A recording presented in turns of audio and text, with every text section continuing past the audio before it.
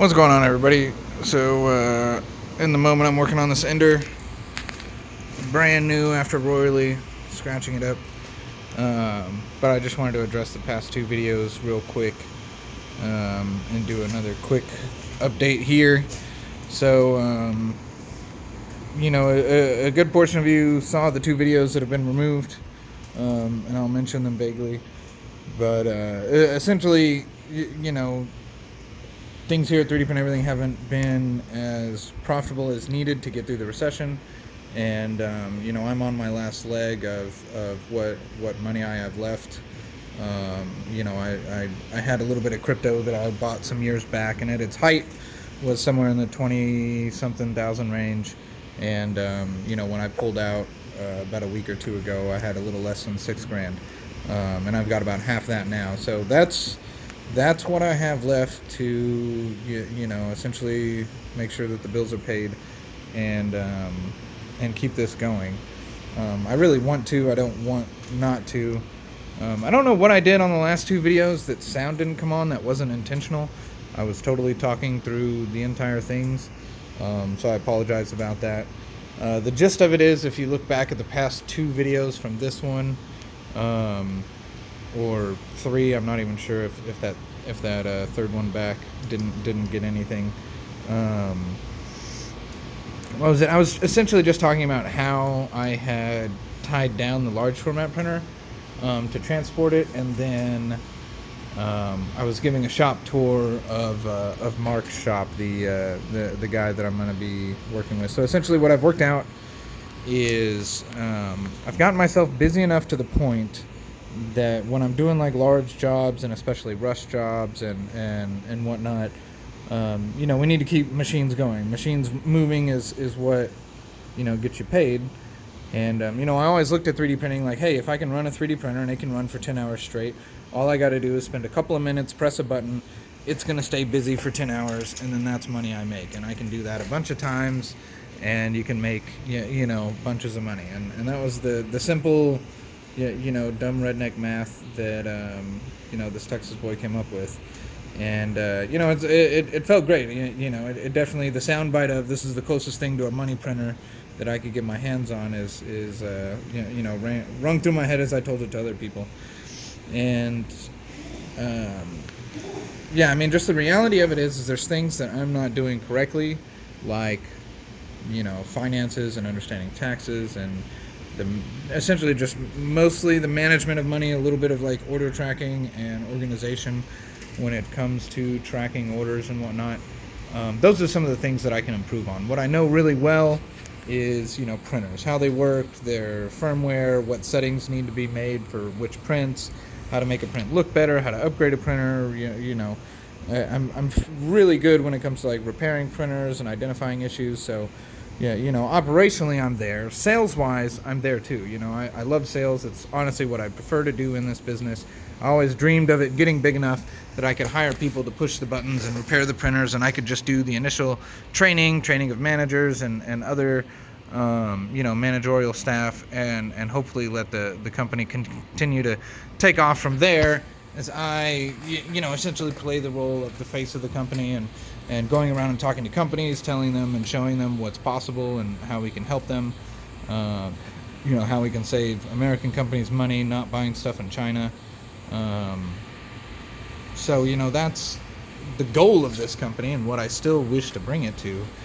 But if I don't radically change and make more than what I'm doing to get to a point where I can actually pay myself, because in this whole business it's just been a business account, and that's what buys groceries, that's what buys socks and pays the electric bill. I don't actually set aside $800 a week to pay myself. I don't set aside $100 a week to pay myself, even $50. I'm not doing any of that. And that's people have been telling me to do that, and I'm like, great, that sounds great. Let me get down to the bank and I'll set up an automatic withdrawal thing, and it doesn't happen. So things like this have continuously happened, and I've just got to make a change. So the deal that I worked out with Mark, essentially, which he runs a Nova 3D and the Ender extender, so they're under the same roof but owned by the same person, but technically two separate companies. So he'll take an Ender like this and make it twice as tall. So if you want to support Mark and the Ender Extender, and you've got an Ender and you're watching this, he's got some cool products to upgrade your Ender. Looks like I finally got this thing level. Jeez, that took forever. So what we've worked out is he likes production. He's an ex-military guy. He's pretty well organized. That through our organizational Trello board that we have, and that's how we're kind of tracking orders, I'll send all my FDM work to him. So over the past 3-4 months, I was sending probably 80% of my resin jobs to him. So he's got a little resin lab. He also has FDM printers and has modded FDM printers and is building even his own custom large format printer. Not too large, I would say medium to large format printer. So I felt confident and comfortable essentially letting him operate my machines. But when I talked to him on the phone one morning, a few mornings, 3 mornings ago, I was like, hey, how you doing? It's like, well, not well. And I proceeded to unload all my problems. And, at that point, the power was turned off in the shop, and I was real unsure of even, what's going to happen here at the makerspace, with Aaron and everything else there. So it was just one of those moments where you really got to sit back and spend, the power's not on, so I can't read emails and slice things. So it's like, okay, what do we do? How do I spend my time to address these problems, and how do I think about this? And through talking with him, I told him, I was like, look, you've got a rent that is almost $5,000 a month. I can't afford, even what I'm doing. I could afford the rent here in this building, but I would not be able to afford to split the rent with him in any capacity. And especially not that now that I'm even failing further. So, and I apologize if this video is not super compelling and I'm kind of leaning back in a chair.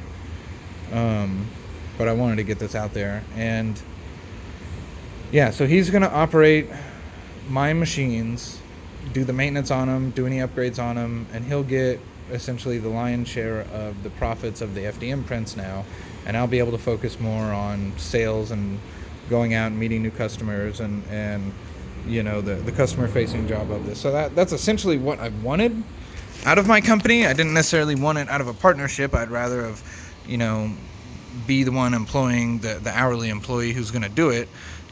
So Mark definitely stands to benefit profits on his end as he pays an employee and he manages them. But that's okay, you've got to work together with people sometimes to make things work.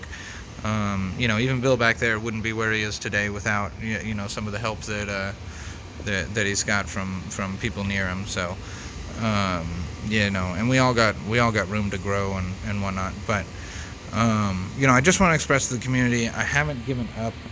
I'm not giving up. I'm not in a position where I'm asking for money. I have barely enough to get by, and that's essentially it. If the time comes and I need to ask for money, my grandparents had died and my mom's got a little bit of that, and she had even said, how much do you need? And it's I could tell you a number, but if that digs me out of the hole and I just start with the shovel digging right after you hand me that money, I don't want to get in that same position 6 months down the line where I'm then asking for money again and it's gone. So if I'm going to ask, it's going to be, I'm going to get a job. I am applying for jobs. I'll still do what I can here, but I'll find something else as another source of income to help me survive. I know a lot of people who do the 3D printing as a business or start off as the business, they still have a full-time job and do it on the side. I luckily had the luxury of starting this right after being unemployed from General Electric, so I had some money to go off of there. And when I wasn't doing 3D print jobs, I was also doing other work. I lawn mowed, and I think I even mentioned this in how I am running a successful company, which is so crazy to have known that I put that video out back in November, and here I am not doing well almost a year later. And it's sad, and that was one of my best performing YouTube videos, and why some of you are probably even here today watching this video. That was a lot of people's first video and intro into my YouTube and my company.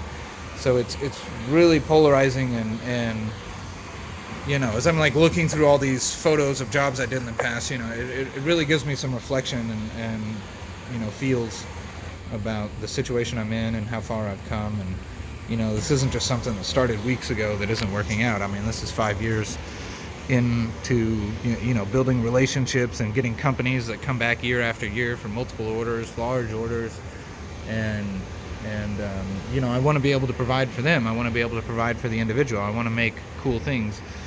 But if it doesn't work, it doesn't work. Anyways, I'm very long-winded in my videos, and I apologize. But that's essentially the gist of it. So to give you a quick look, you can look at some of the past videos, but I've cleared out a lot of the machines that were up here. So that was a customer machine that was so broken, he ended up just giving it to us. I still have a Taz 6 under there. I forgot to take over there. These are the Makerspace printers. This is a customer's printer. That's a customer's printer. So none of this is mine. None of it was mine. But this is still mine. I mean, all my machines are still mine. I didn't give them away. But yeah, we worked a deal. So he's getting, X profit from FDM Prints. I don't pay rent or electricity. It sounds pretty decent. I still keep my company. I am guessing and going down the path of I'll still keep a presence here at the Makerspace. So if you're someone local and you're worried like, hey, is Michael leaving? I'm not wanting to leave. I don't have plans right now of leaving this location, but and a certain someone might be watching. Your buddy did come by this morning, and that was awesome, and I appreciate your interest into the company, and I hope we can work out. I actually had addressed this in 2 of the silent videos in the past, but I am intrigued in what you might have to offer and how we can work together. I look forward. I believe he said you might be in town next Tuesday. I really do look forward to seeing what you're thinking and how we could work together and continue this going. So there's lots of ways this might go.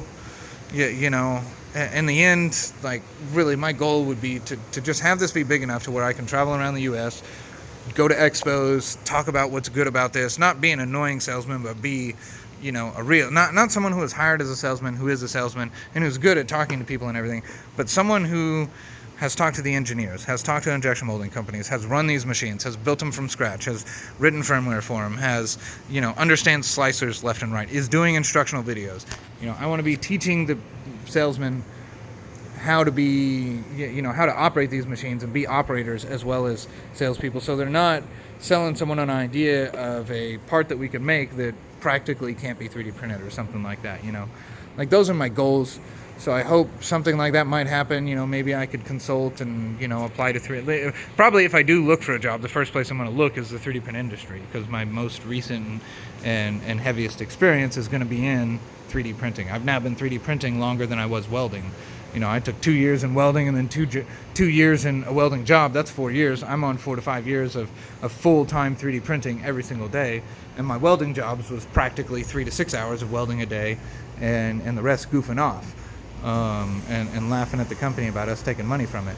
So, I much prefer being a part of a well-oiled machine like this, even though this might not be well-oiled at the moment. Anyways, not sure how to end this. I just wanted to kind of give an update. I apologize about there not being sound. I'll leave them up for now. Let me know if this one doesn't have sound. I tested it just before and it did. I'll show you real quick. This is kind of cool. It's like, I'm not religious, but this is the pray for me moment type of thing. It'd be great if I was just some type of influencer that had, hundreds of thousands of followers, and I was just like, hey, just donate $1 and I'll, like, get by another 6 months and hire someone to help me figure out how to get out of this mess. But, I'm not there. I'm not asking you for money. I don't, and before ever even doing that, there's something prideful and American about trying to, do it yourself and bootstrap it yourself. I'd rather get paid for providing a service than, pity money donated to me or something like that. Like I said, money might dig me out of a hole, but a proper mentorship can teach me how to fill the hole, and build a foundation. So that's what I'm looking for. I bootstrapped this from nothing. I got pretty far. A lot of you are in my 3D Print Everything for Profit group on Facebook, where I, provide that space for people to learn how to make money for their 3D printers, and ask the community of other people who are making money with 3D printers what they're doing and how they do it and how to make it better. So, none of that stuff's gonna go away, even if I do have to get a job. But where was I going with that? I just appreciate the community and the help and the outreach that I've gotten so far. I want y'all to know that, and I am hopeful, but very cautious and aware and worried about what is coming next, and what the next steps are. These next few weeks will be some of the most important weeks of my business and life up to this point. This is a big deal. I've called myself self-employed for 5 years. I've paid the bills of my girl working for me and her children, and to not be able to do that and to be stressed about keeping the power on is something I've only barely seen on the horizon, and now I'm just being pushed towards that wall, and I don't want to go homeless. It's just, I don't know, guys.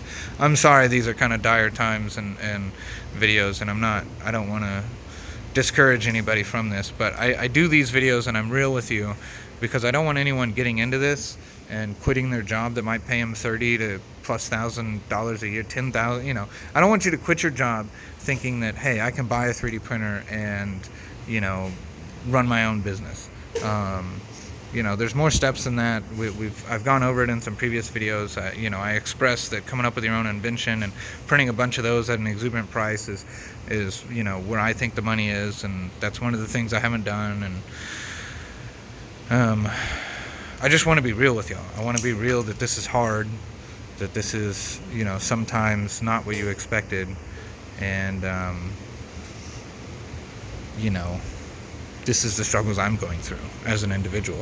So thanks for your views, your likes, and subscribes. I really do appreciate it. Funny story, my mom, I have an old YouTube that's like 3D print everything with an extra G, and I only have one video on it, and she had been subscribed to that one. She's like, I didn't know you made videos all the time. I'm like, yeah, it'd be nice if you watched my videos, you would have known what's going on. But luckily she'd subscribed now, so that's kind of cool. Because she was telling me she watches a bunch of YouTube videos on like people cleaning and whatnot, and it's like, man, I could be doing YouTube videos on cleaning or fixing printers.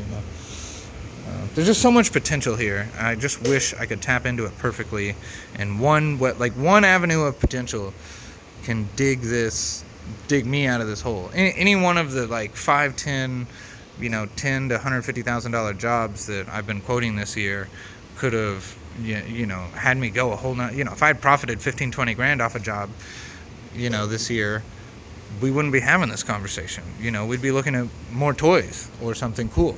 I'd have money in the bank to know that rent's good for a few months ahead. But right now it's just, let's get the jobs done so that, the money that's coming in isn't wanting a refund because I didn't complete it for some reason. For X reason, so, but while also not burning myself out, I was spending from about 7 a.m. to 10 p.m. up here for several months, and, it was affecting me a little bit. My girl finally was just like, you've got to stop, like, you've got to treat this like a job, you got to stop responding to people after 5 p.m., you're making your customers feel comfortable calling you at 9 p.m., that's not okay, so we've got to find boundaries, and I tried to set that, but in setting those boundaries, I spent less time up here, which was less time completing jobs and making sure printers run. Because like outside of 5 o'clock, if I work from like 6 p.m. to 9 p.m., I'm not getting phone calls and I'm not getting busy as far as like new work coming in, so I can actually focus on operating machines and fixing them.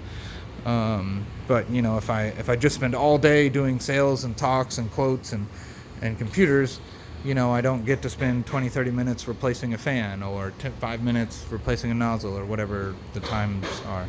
Anyways, guys, I should end this here before I just rant for 2 hours straight. But I love you. I love this community. I love doing this job. Let's, hold on to whatever you believe in, that I can pull this off and still provide this service, because I've had a lot of personal people come by and who've just got a taste of what I'm going through, and they're just like, please don't leave, you're smart, you'll make this happen. And if I was so smart, I wouldn't be in this position. Anyways, I love you guys, thanks a lot, and we'll see you in the next videos.